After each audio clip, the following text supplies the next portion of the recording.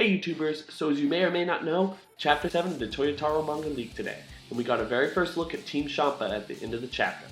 And from what I understand, because my lovely girlfriend speaks Korean, not me, but she does, so she can kind of translate for me, the final few pages of the manga revealed that the written portion of the tournament will begin shortly, and Goku wishes for luck. When Vegeta and Goku see the Frieza race character, Vegeta thinks it's Frieza, and Goku says that he thinks he saw that guy before. Now, I'm not really going to have her translate much more because she doesn't necessarily enjoy Dragon Ball, but I kind of needed those last few pages of information before I really got started with my predictions of where the franchise is going to go in the future. So with that in mind, let's get down to business for my predictions of Team Champa in the upcoming tournament in Dragon Ball Super. One of the things that I've had kind of brutally beaten into me over the last couple weeks in my last couple of predictions is I'm kind of wrong about these things when it comes to Dragon Ball Super. But that's not necessarily my fault. I'm not wrong on purpose, and I, like everyone else, do my best to accurately predict based on certain plot points and character arcs that are present in the story thus far. With that being said, I now have one general outlook on Dragon Ball Super. The arcs and feels of the whole series can be based around a simple line from Rocky Balboa. There's something in the basement. To me, the series feels like more of a victory lap for one of the best animes ever created than a genuine follow-up to Dragon Ball Z. There's nothing really left to prove, not for the characters, not for the series, not for Toriyama himself.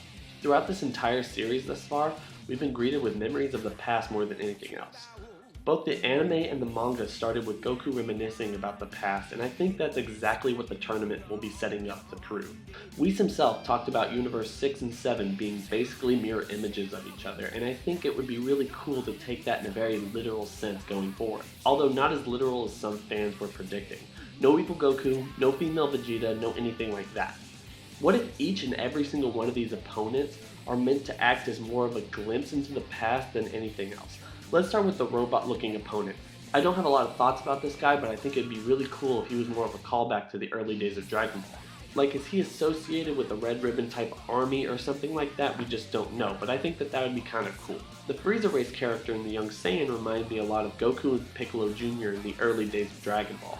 Considering that the Earth in Universe 6 is doomed, and we can assume that the Saiyan race is still thriving in Universe 6, we can assume that the Frieza race didn't take over planet Vegeta in Universe 6. Wouldn't it be a cool throwback if Frieza's role in Universe 6 is more like Piccolo's in the early days of Dragon Ball? Maybe his father tried to take over planet Vegeta in the early days and was taken out by a young Saiyan, the one that we see there, and his father asexually reproduced and created this guy. So when Vegeta says, "Oh my god, it's Frieza," that's why he looks away in kind of shame because he's ashamed of what his father did, kind of like what Piccolo has become in the later stages of Dragon Ball.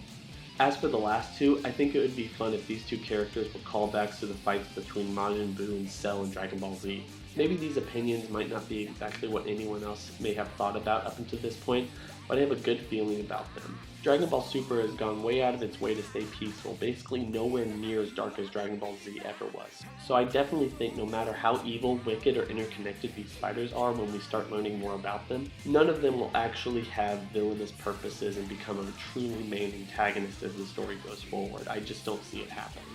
To me right now, Dragon Ball Super's main purpose seems to be solely to bring back memories of the past instead of cause any real threats going forward. Anyway, what do you think of these predictions? Are they what you wanted, or do you want something else more epic? Make sure to rate, comment, and subscribe, and see you guys later.